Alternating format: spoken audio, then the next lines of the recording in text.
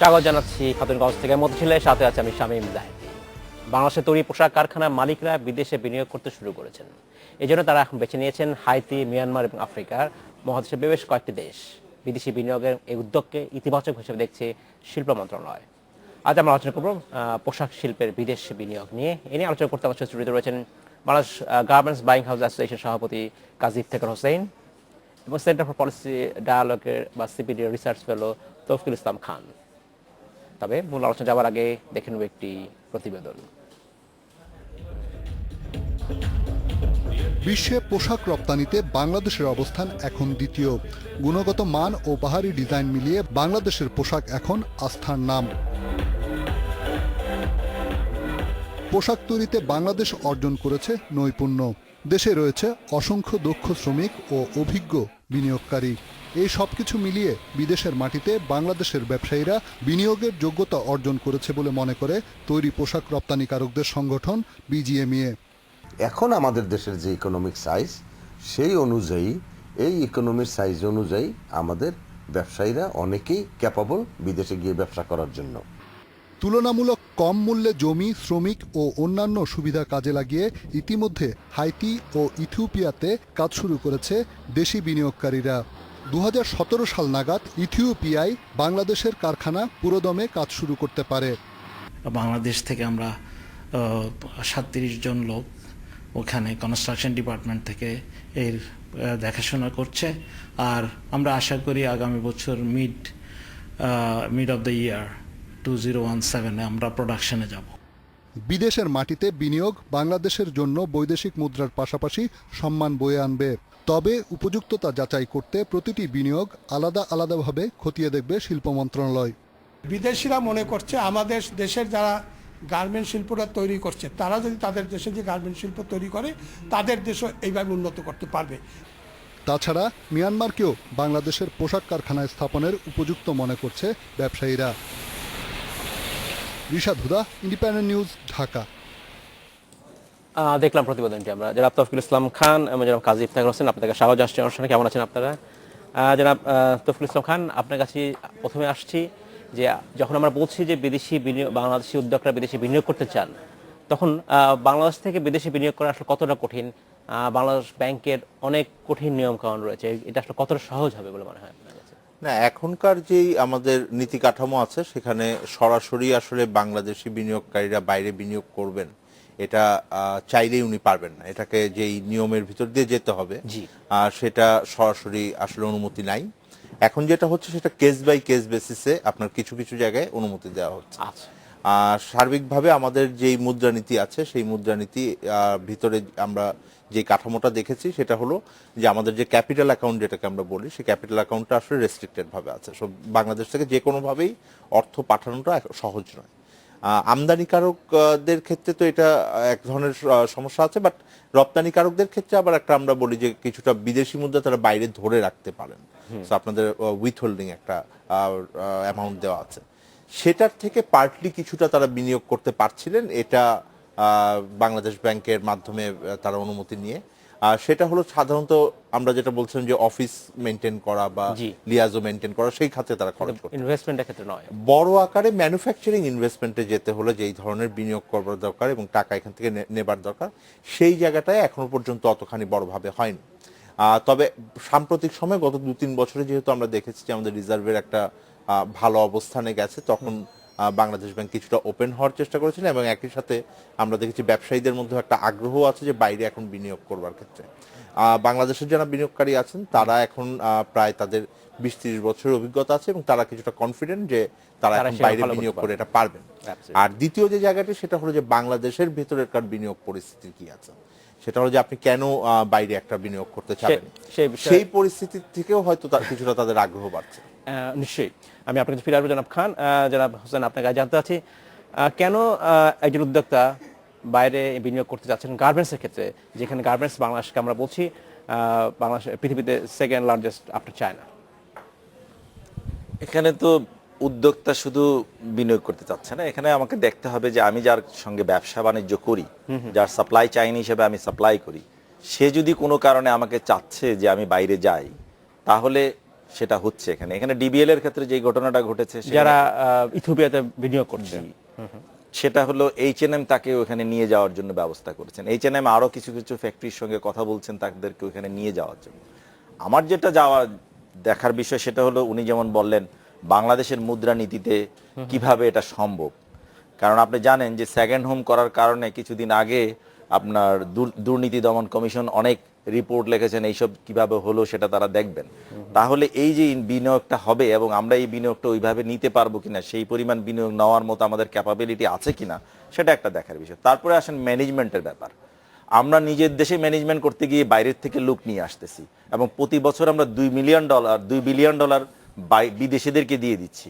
সেখানে আমি কিভাবে একজন উদ্যোক্তা চিন্তা করতে পারি যে বাইরে গিয়ে আমি ঠিক প্রপারলি ম্যানেজ করে সেখানে ব্যবসা করতে পারবো, সেটা একটা দেখার বিষয়।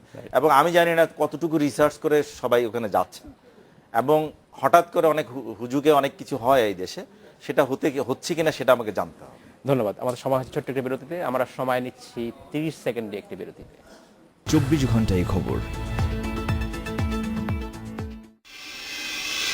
স্বাগত আরেকবার খাতুনগঞ্জ থেকে মতো ছিল জনাব খান, আপনার কাছে জানতে চাচ্ছি, আমরা বিরতিতে যাবার আগে কথা বলছিলাম, জনাব কাজী ইফতেখার হোসেন বলছিলেন যে কতটা রিসার্চ করা হয়েছে উনি বলছেন না। একজন অর্থনীতিবিদ হিসেবে আপনার কি মনে হয় যে আপনি এই কথা বলছেন যে বাংলাদেশের যারা উদ্যোক্তা আছে তারা কনফিডেন্ট, তাদের একটা দীর্ঘদিনের অভিজ্ঞতা রয়েছে, কিন্তু অভিজ্ঞতার সাথে গবেষণাটা আসলে কতখানি জরুরি এবং সেই গ্রাউন্ড ওয়ার্কটা হচ্ছে কিনা আমাদের?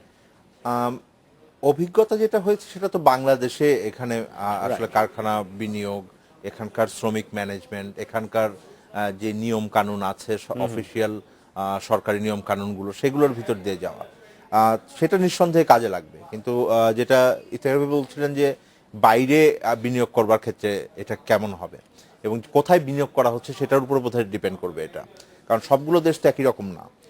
যদি ইথিওপিয়ার কথা বলি, সেটা এক ধরনের রাজনৈতিক পরিস্থিতির ভিতরে আছে, সেখানে একভাবে অবকাঠামো সুবিধা দেওয়া হচ্ছে। আবার আপনি যদি হাইতির কথা বলেছেন আপনারা, সেটা আর এক ভিতরে আছে, কিন্তু হ্যাঁ ওখানকার সরকার পরিস্থিতি, ওখানকার নিয়ম কানুন, ওটা একটা আছে। আবার মিয়ানমার নতুন করে আপনারা আর একটা নাম বলেছেন যে মিয়ানমারে করার ব্যাপারে আগ্রহ দেখাচ্ছেন, সেখানেও নতুন করে একটা উন্মুক্ত অর্থনীতির পর্যায়ে তারা রিফর্ম করছেন, সেই জায়গাটাতে তারা যেতে যাচ্ছেন। সেখানেও হয়তো অবকাঠামোগত সুবিধা কি থাকবে, শ্রমিকের সুবিধা কি থাকবে, এমনকি বাজার, যেটা আমরা বলি যে বাজার সুবিধা কি থাকবে, অর্থাৎ সেখান থেকে যদি আপনি এক্সপোর্ট করেন তাহলে আপনাকে ডিউটি ফ্রি কোটা ফ্রি যাচ্ছে কিনা। যারা মূলত যাচ্ছেন তাদের একটা বড় অংশই হলো যুক্তরাষ্ট্রের বাজারে আসলে এক্সপোর্ট করার জন্য যাচ্ছেন, কারণ সেখানে আমরা শুল্কমুক্ত সুবিধা পাচ্ছি না। আমরা সেখানে শুল্কমুক্ত সুবিধা যেহেতু পাচ্ছি না, সেহেতু আমাদের সেখানে এক্সপোর্ট করতে হলে একটা বড় আকারের ডিউটি দিয়ে ঢুকতে হচ্ছে। আপনি যদি অ্যাগোয়া বা হাইতি বা হন্ডুরাসের কথা চিন্তা করেন আপনি, তাহলে তারা সেই বেনিফিটটা পাবে যুক্তরাষ্ট্রের বাজারে, ফলে সেটাও কিন্তু একটা বিবেচনার বিষয়। দ্বিতীয় বিবেচনার বিষয় হলো যে আপনার অবকাঠামো সুবিধার মধ্যে ডিফারেন্স আছে কিনা। আপনি এইখানে জমি যা পাবেন, এখানে যদি মার্কেট এক্সপ্যান্ড করতে চান, এখানকার যদি গ্যাস বিদ্যুতের সুবিধা কিভাবে পাচ্ছেন, সেটার ভিতর দিয়ে যে আমরা সমস্যার ভিতর দিয়ে যাচ্ছি, কিছুটা উন্নতি হয়েছে, এখনো আরো উন্নয়নের দরকার আছে, সে বিষয়টা তো আমরা জানি। আর তৃতীয় জায়গাটা হলো শ্রমিকের জায়গাটা। একটা হলো তো চিপ লেবারের কথা আমরা বলি, হ্যাঁ আমাদের দেশে লেবার চিপ ছিল, ওখানেও লেবার চিপ আছে কিনা। রিলেটিভলি আপনি হাইতিতে বা আপনি যদি দক্ষিণ আমেরিকার দেশগুলোয় যান তাহলে আপনাকে একটু হায়ার ওয়েজ পে করতে হবে। আপনি রিলেটিভলি আফ্রিকা এবং মিয়ানমারে হয়তো কম হবে, কিন্তু তার থেকে বড় ব্যাপার হলো আপনি লেবার ম্যানেজ করতে পারবেন কিনা, এইটা কিন্তু একটা বড় বিষয়, এবং সেখানকার রুলস এন্ড রেগুলেশনস এর কথা আছে। আপনার কি মনে হয় যে যেটা কথা বলছি, যে সুবিধার কথা বলছিলাম আমরা, আসলে যেমন নিরবিচ্ছিন্ন বিদ্যুৎ সুবিধা পাওয়া যেতে পারে, সেখানে জমি পাওয়া যেতে পারে, কিন্তু কেন তারপরে নিশ্চয়ই সুবিধা পাচ্ছেন, তার যে কারণে আসলে আমাদের উদ্যোক্তারা সেখানে যেতে চাচ্ছেন, রেগুলেটরি সুবিধা কি এখানকার চেয়ে বেশি পাবেন বলে তারা মনে হয়, আপনার মনে হয়? যেখানে ধরেন বিজিএমই বা আমরা সবাই মিলে একটা গোল ফিক্স করেছি 2021 সালে $50 বিলিয়ন এক্সপোর্ট করব, আচ্ছা সেখানে আমি এখন বাইরে যাওয়ার জন্য প্রস্তুত হচ্ছি, তাহলে আমি আমার নিজের গোল বন্ধ করে আমি আরেক জায়গায় যাওয়ার জন্য তৈরি হচ্ছি। কিন্তু আপনাকে এটা ভাবতে হবে এই জিনিসটা, কেন আমি যাচ্ছি সেখানে। শুধু কি আমেরিকার বাজার ধরার জন্য যদি আমি যাই, তাহলে আমেরিকার বাজারটাকে আমি ধরার জন্য আমরা কি রিসার্চ করেছি? আপনি হয়তো জানেন যে হাইতি গত বছর মাত্র 7 মিলিয়ন পিস প্যান্ট এক্সপোর্ট করেছে, 3 million piece polo shirt export করেছে আমেরিকাতে। It is around $1 billion their export. Simultaneously, if you come to the Ethiopia, only $60 million সে এক্সপোর্ট করেছে। Right. তাহলে সেখানে কি আছে 130টা ফ্যাক্টরি আছে সোমালিয়াতে কি জানি ইথিওপিয়াতে। আপনার ইথিওপিয়াতে, তার মধ্যে 50টাই হলো চাইনিজদের ফ্যাক্টরি। হাইতিতে যদি যান তার 70% factory is own by the Koreans. আচ্ছা, এখন আপনি যখন কম্পিট করতে যাবেন তাহলে আপনার ম্যানেজমেন্ট লেভেল যদি ওই জায়গায় না থাকে, আপনি কি কোনো অবস্থাতে ওই ধরনের ম্যানেজমেন্টের সঙ্গে কাজ করতে পারবেন? যেখানে একটা কোরিয়ান ম্যানেজমেন্ট, চাইনিজ ম্যানেজমেন্ট কাজ করতেছে, তাদের সঙ্গে তাদের দীর্ঘদিনের বিদেশে ইনভেস্টমেন্টের অভিজ্ঞতা আছে, যেটা আমার মোটেই নেই। হ্যাঁ, কিন্তু শুরু আমরা যদি বাইরে ইনভেস্টমেন্টের কথা বলি, শুরু তো করতেই হবে। শুরু করতে হবে, কিন্তু তার আগে তো কিছু কাজ করতে হবে আপনাকে। আপনি যেমন দুনিয়াতে যারাই শুরু করেছেন, আপনি যদি জাপানের দিকে তাকান, তারা কিন্তু ট্রেডিং দিয়ে শুরু করেছেন, তারা কিন্তু কেউই ইন্ডাস্ট্রি দিয়ে শুরু করেননি। প্রথমে ট্রেডিং এ গিয়েছেন, তারপরে কিন্তু ইন্ডাস্ট্রিতে গিয়েছেন। আপনি একটা জিনিস শুরু করার আগে আপনি দেখেন সেখানে লিয়াংফুং কিন্তু অলরেডি সেখানে চলে গিয়েছে, সে কিন্তু ট্রেডিং কোম্পানি, তার turnover is $32 billion. So how why he is going there, he is not putting a factory দেয়ার।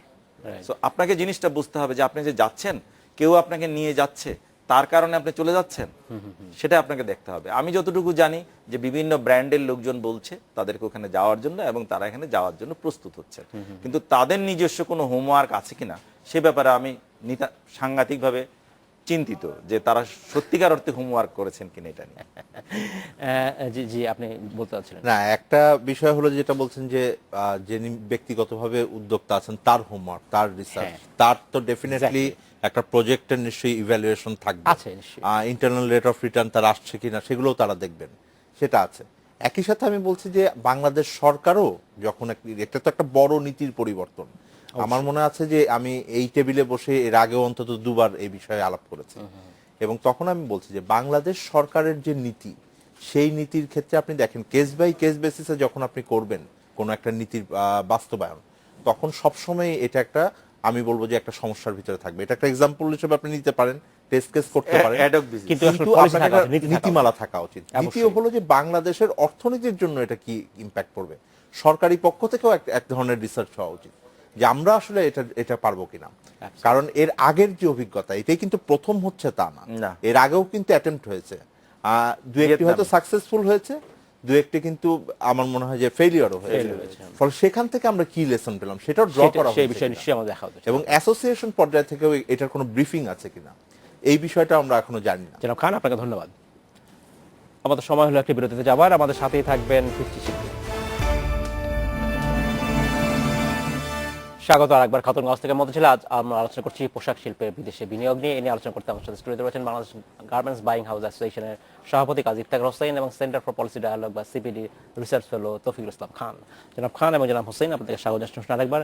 জনাব হোসেন, আপনার কাছে জানতে চাচ্ছি যে যারা বিদেশি বিনিয়োগ করছেন বিদেশে, মূলত তারা গার্মেন্টস ব্যবসায়ী, তারা যে কী সুবিধা পাচ্ছেন? তারা এখানকার শ্রমিক তো তারা নিয়ে যেতে পারবেন না, পুরোপুরি ম্যানেজমেন্ট লেভেলে যারা থাকছে সেটাও নিতে পারবেন না। তারা সুবিধা রেখে শুধুমাত্র জমি বা নিরবচ্ছিন্ন বিদ্যুৎ আর কিছু ডিউটি সুবিধা। এখানে ডিউটি সুবিধাটা কিন্তু কাস্টমারের জন্য, ডিউটি সুবিধাটা আমার জন্য না। আমি ওখানে ব্যবসা করতে যাচ্ছি প্রফিট করার জন্য। অ্যাজ এ বিজনেসম্যানের কি চিন্তা যে আই মেক প্রফিট। আমি আমাদের দেশের ব্যবসায়ীর কথাই যদি আমরা ধরি, সবাই প্রফিটের কথাই চিন্তা করেন। সেটাই করা উচিত। আমরা সবাই না, আপনাকে কিছু জাতির জন্য কিছু কাজ করতে হবে। You have a some work for your nation also. So সেটা আপনি করছেন কিনা সেটা দেখার বিষয়, সেটা করতে পারছেন কিনা। সৎভাবে ব্যবসা করলে অবশ্য সমস্যা নাই, সৎভাবে যদি কেউ ব্যবসা করে, আপনি যদি ব্যবসা একজন করেন, ব্যবসায়ী আপনি কিভাবে এটা রিপাট্রিয়েট করবেন এই দেশে, টাকাটা যে নিয়ে যাচ্ছেন সেটা কিভাবে নিয়ে আসবেন, তার কোনো মানে নীতিমালা তৈরি হয়েছে কিনা সেটা তো আমি জানি না। তৌফিক ভাই বললেন এটা অ্যাডক ভিত্তিতে নাকি হচ্ছে বিভিন্ন কেস টু কেস। তো এই জন্য আমার যেটা ধারণা যে তারা যে যাচ্ছেন ওখানে, সেখানে তাদের ওই দেশের ম্যানেজমেন্টকে ইউজ করতে হবে। কোনো অবস্থাতে তারা আমাদের দেশের কোনো ম্যানেজমেন্ট, তারা যে চিন্তা ভাবনা করে এই দেশের আঙ্গিকে যেভাবে গড়ে উঠেছেন সেখানে কিন্তু সেভাবে করতে পারবেন না। এখন আপনি যদি দেখেন আমাদের দেশের আঙ্গিকেও যদি বড়দেরকে দেখেন, তাদের কারো ম্যানেজমেন্টেই কিন্তু বাংলাদেশি কোনো লোক পাবেন না আপনি, সব বাইরের ম্যানেজমেন্টের লোকজন। তাহলে তারা সেখানেও যখন যাবেন তখন সেইভাবেই হয়তো চেষ্টা করবেন করার জন্য। সেখানে যে সুবিধাটুকু আছে সেই সুবিধাটুকু হলো ডিউটি ফ্রি বেনিফিটস। লেবারের বেনিফিট একমাত্র আপনার ইথিওপিয়া ছাড়া আর কোথাও নেই, কারণ হাইতিতে $160 থেকে $180 $200 কাছাকাছি। মায়ানমারে কেমন হবে? মায়ানমারের salary range is around $100 to $120। Close two আমাদের। তো এখন আপনি মায়ানমারে আরো কিছু অসুবিধা আছে, সেটা জানেন, রাজনৈতিক অসুবিধা আছে, ইথিওপিয়াতে রাজনৈতিক অসুবিধা আছে। হাইতিতে যেই সুবিধাটুকু আছে সেটা হলো যে হাইতি খুব কাছাকাছি আমেরিকার, সেখানে আপনি ব্যবসা করতে পারছেন। কিন্তু হাইতির ইন্ডাস্ট্রিগুলো যদি আপনি তাকান, সেই ইন্ডাস্ট্রিগুলো কিন্তু আমাদের দেশের মতো কমপ্লায়েন্স হিসাবে ইন্ডাস্ট্রি করা হয়নি, ছোট ছোট ইন্ডাস্ট্রির মধ্যে করে তারা এসছে। এখন সেখানে কিভাবে আমাদের দেশের লোকজন যাচ্ছেন এবং কি আলোচনা করছেন সেটা আমি জানি না, বাট আমার কাছে যেটা আলোচ্য বিষয় সেটা হলো, আমি যেটা বুঝি যে আমাদের দেশে সবাই যাচ্ছেন কোনো না কোনো ব্র্যান্ডের কারণে, তারা এখানে যাচ্ছেন এবং সেখানে ইনভেস্টমেন্ট করতে যাচ্ছেন তাদের ব্র্যান্ডকে হেল্প করার জন্য। এবং তারা ব্র্যান্ড চাচ্ছে, যেমন ধরেন হয়তোবা গ্যাপ বললো যে আমাকে ওখানে করলে পরে আমি তোমার এখানে এই সুবিধা তোমাকে দেব, তার শিপমেন্ট সুবিধা হবে, তার শিপমেন্ট শুধু না, আপনার সঙ্গে এখানে যে বড় ব্যবসাটা আপনি তৈরি করেছেন সেটাকে সাহায্য করার জন্য আপনি হয়তো ওখানে একটা ব্যবসা করলেন। সেই হিসেবে যদি যেয়ে থাকেন তাহলে একটা বিশাল ভুল কারণ হয়ে দাঁড়াবে, এটা আমার কাছে যেটা মনে হয়। আচ্ছা, ধন্যবাদ জনাব খান। আপনার কি মনে হয় তাহলে, আপনি বলছিলেন যে শুধুমাত্র গার্মেন্টস না, অন্যান্য সেক্টরও হয়তো তারা, অন্য ব্যবসায়ীরাও তারা চাইবেন যে তারা বিদেশে ইনভেস্ট করুক। আপনার যদি একটা নীতিমালা থাকে তাহলে তো তারা চাইতে পারেন। এখন কথা হলো যে আমি যেটা বলছি বারবার, যে আপনার অর্থনৈতিক যে আপনার বিষয়গুলো আছে সেইটাকে বিবেচনায় আপনি নিচ্ছেন কিনা। আপনি যেটা বলছিলেন যে একটা তো উনি বলেছেন যে সেটা গার্মেন্টস শিল্পের ব্যাপার, একদম 50 বিলিয়ন আমাদের একটা টার্গেট আছে, সেই টার্গেটে যদি আমরা যেতে চাই, আপনি দেখেন আপনি একই সাথে যদি আমরা বলি যে আমরা কেন চাচ্ছি, আমাদের এইবারেও যে 7.1 একটা প্রবৃদ্ধি হলো, সেখানেও আমরা তো পুরোটাই আপনি দেখবেন ম্যানুফ্যাকচারিং লেড একটা গ্রোথ হচ্ছে, যেই স্ট্যাটিস্টিক্স আমরা পেলাম সেটাকে যদি ঠিক ধরে নেই। তো এখন আবার আপনি দেখেন একই সাথে আমরা দেখছি যে আমাদের যে কর্মসংস্থান আছে, ম্যানুফ্যাকচারিং সেক্টরের কর্মসংস্থান কিন্তু কমে গেছে। এখন এই যে কমে যাওয়াটা, আপনি যদি তাহলে বাংলাদেশের ওভারআর্চিং ডেভেলপমেন্ট টার্গেটটা যদি চিন্তা করেন যে আমি সুদূর প্রসারী আমার উন্নয়ন লক্ষ্যটা কি, সেটা কিন্তু আমাদের হলো যে কর্মসংস্থান তৈরি করে আমাদের যেতে হবে। আমাদের মানুষ ছাড়া কি আছে? তাহলে কি নেতিবাচক ইমপ্যাক্ট এখন এটা আপনার কর্মসংস্থানের উপর নেতিবাচক পড়বে কিনা, নাকি এটার কোনো পজিটিভ, যেটা উনি বলছেন যে বৈদেশিক মুদ্রা আসবে, বৈদেশিক মুদ্রা আসলেও তো আপনার এটা আমরা এক্সপোর্ট করলে যা পেতাম বা সেখান থেকে যেটা আসবে সেটার আপনার পরিমাণটা কি, রিপ্যাট্রিয়েশনের বেনিফিট, সেই পলিসিটা আছে এই ব্যাপারে তো কোনো স্পষ্ট করে এখন অন্তত পাবলিক ডোমেইনে কিছু নাই।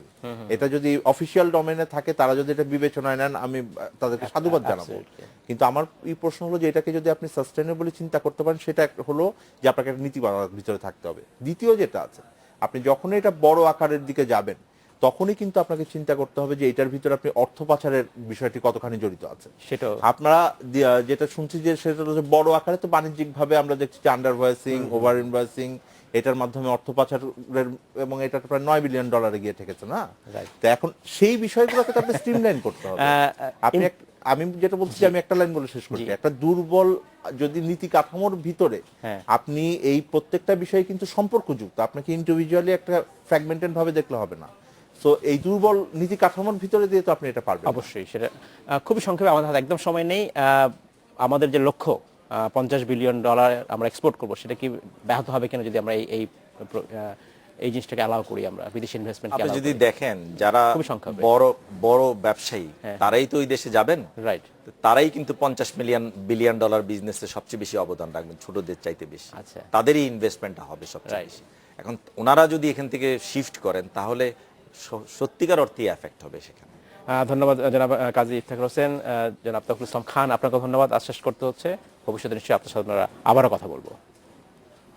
এই ছিল আজকের মধ্যে খাতুনগঞ্জ থেকে মতিঝিল। আমাদের সাথেই থাকবেন, দেখা হবে আবার।